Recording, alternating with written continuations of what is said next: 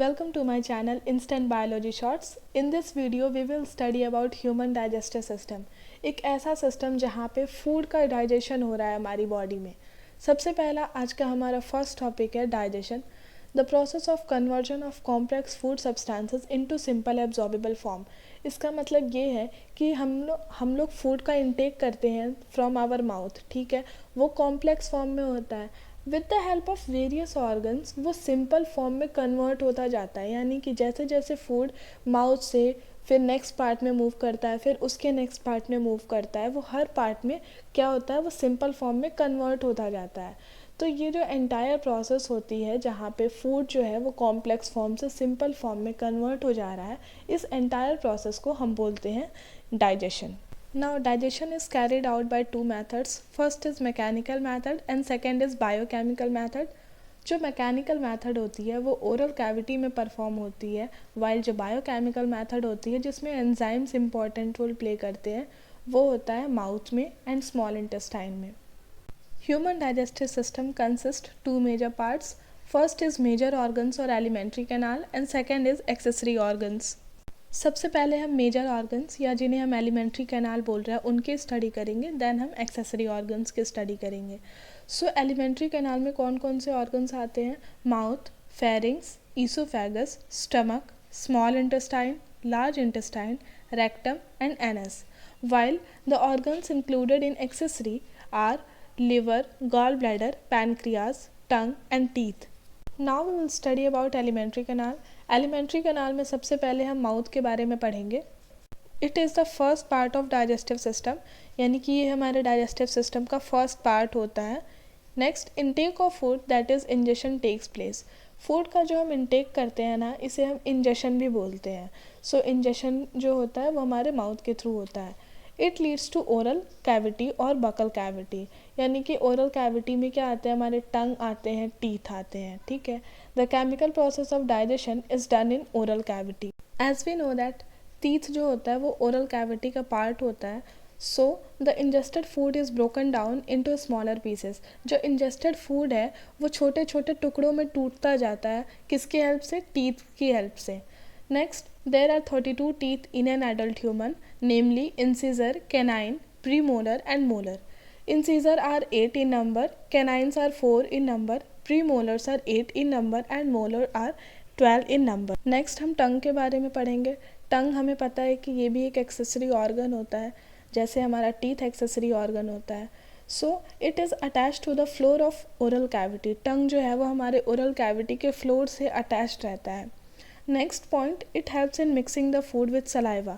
टंग क्या करता है कि ये हमारे फूड को सलाइवा के साथ क्या करता है, मिक्स करने का काम करता है. Next point, it contains taste bud. यानी कि हमारे टंग में various types of taste bud present होती हैं जो टेस्ट को डिटेक्ट करने में हेल्प करती हैं, like sweet, salty, sour and bitter.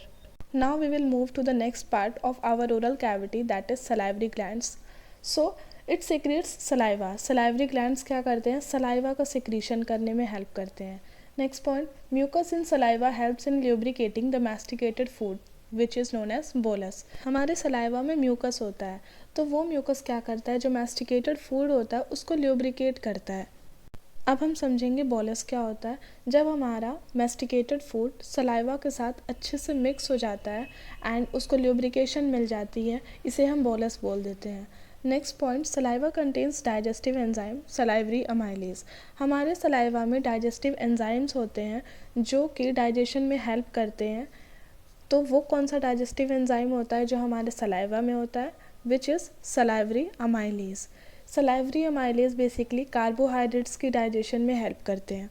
Now we will move to the next part of our alimentary canal, which is pharynx. It provides common passage for food and air.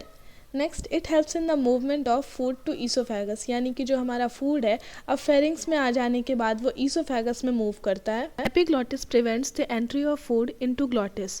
Epiglottis क्या होता है, it is a cartilaginous flap. ये cartilaginous flap prevent करती है ताकि जो हमारा food है वो विंड पाइप में उसकी एंट्री ना हो पाए. Now we will move to the next part of our alimentary canal, which is oesophagus.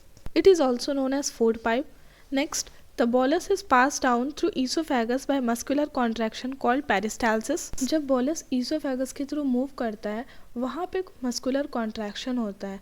उस मस्कुलर कॉन्ट्रैक्शन की हेल्प से जो फूड का मूवमेंट हो रहा है उसे हम बोलते हैं peristaltic movement.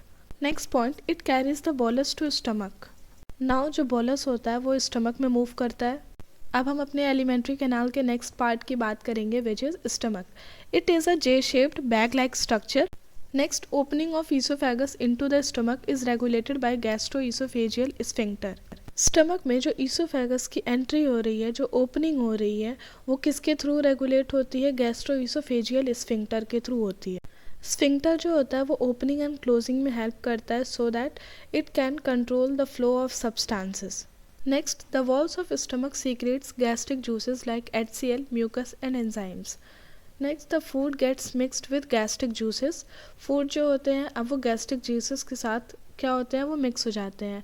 Next point, the bolus is now called crime. अब जो बोलस था ना उसको अब हम काइम बोल देते हैं.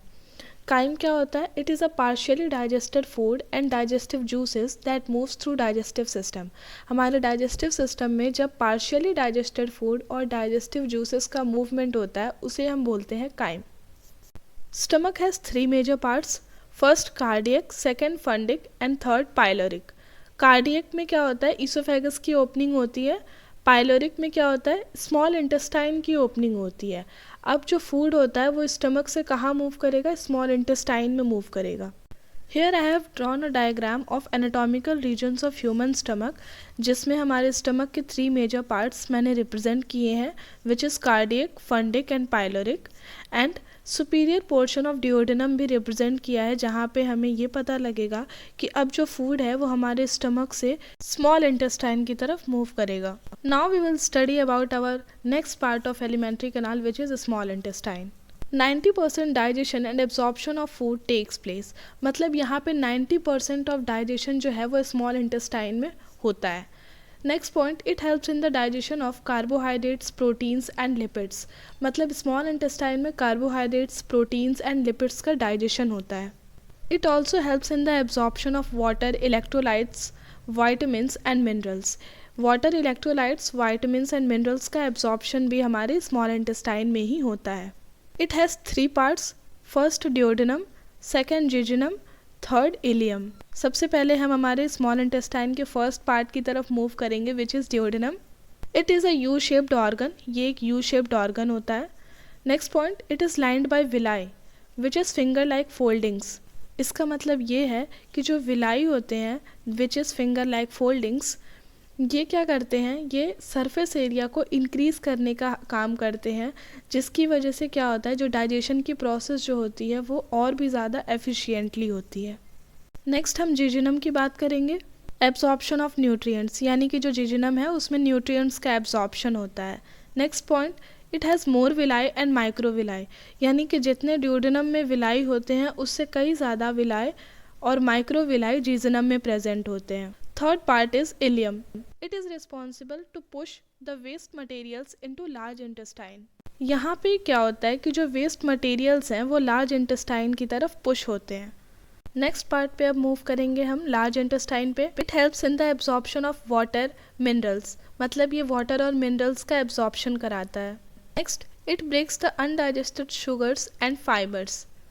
अनडाइजेस्टेड शुगर्स और फाइबर्स को ब्रेक करता है. Next point, secretion of mucus. मतलब लार्ज इंटेस्टाइन में म्यूकस का सिक्रीशन होता है. It consist first caecum, second colon, third rectum. Caecum क्या है? It is a small blind sac. मतलब ये एक स्मॉल ब्लाइंड सैक होता है. Colon, major secretion of large intestine. मतलब लार्ज इंटेस्टाइन का जो मेजर सिक्रीशन है वो कोलॉन में होता है. Next, rectum, left over waste is collected here. मतलब जो भी बचा हुआ वेस्ट होता है वो रेक्टम में कलेक्ट होता है. अगर हम कोलॉन की बात करें तो colon is divided into 3 parts, ascending colon, transverse colon and descending colon. Descending colon ही ओपन होता है अपने next part of alimentary canal में विच इज़ रेक्टम. रेक्टम अभी हमने पढ़ा, it is a collection of left over waste. Then rectum के बाद हमारा जो एलिमेंट्री कैनाल का लास्ट पार्ट होता है इट इज़ एनस. एनस के थ्रू वेस्ट मटेरियल्स का एक्सक्रीशन होता है. नाउ हम ह्यूमन डाइजेस्टिव सिस्टम के अपने सेकेंड मेजर पार्ट की बात करेंगे which is accessory organs. They are not the part of digestive tract but supports the digestive system by secreting fluids. Accessory organs जो है वो डाइजेस्टिव ट्रैक्ट का पार्ट तो नहीं होते हैं बट जो फ्लूइड्स का सिक्रीशन होता है उनकी हेल्प से ये डाइजेशन की प्रोसेस में सपोर्ट करते हैं. Now we will study our first accessory organ which is liver. Liver is the largest gland of the body. ये हमारे बॉडी का सबसे लार्जेस्ट ग्लैंड होता है. It is present just below the diaphragm, यानी कि ये हमारे डायफ्राम के जस्ट बिलो प्रेजेंट होता है. इट प्रोड्यूसेस बाइल, मतलब लिवर बाइल का प्रोडक्शन करता है. नेक्स्ट एक्सेसरी ऑर्गन की अब हम स्टडी करेंगे which is gall bladder. It is present just below the liver, मतलब गॉल ब्लैडर जो है वो लिवर के जस्ट बिलो प्रेजेंट होता है. बाइल इज स्टोर्ड हियर, मतलब लिवर ने जो बाइल प्रोड्यूस किया है उसका स्टोरेज कहाँ होता है, उसका स्टोरेज गॉल ब्लैडर में होता है. It helps in break down of fat. Gall bladder हमारे फैट्स के ब्रेक डाउन में हेल्प करता है. नाउ नेक्स्ट एक्सेसरी ऑर्गन की अब हम बात करेंगे which is pancreas. Is present behind the stomach. Next it secretes different enzymes. Pancreas भी डिफरेंट एंजाइम्स का सिक्रीशन करता है. Next it helps in the regulation of blood sugar level. Pancreas हमारे ब्लड शुगर लेवल को control करने में important role play करता है. Thank you for watching my video. I hope आपको ये वीडियो अच्छी लगी होगी. If you do like this video then share it with your friends and subscribe for upcoming videos.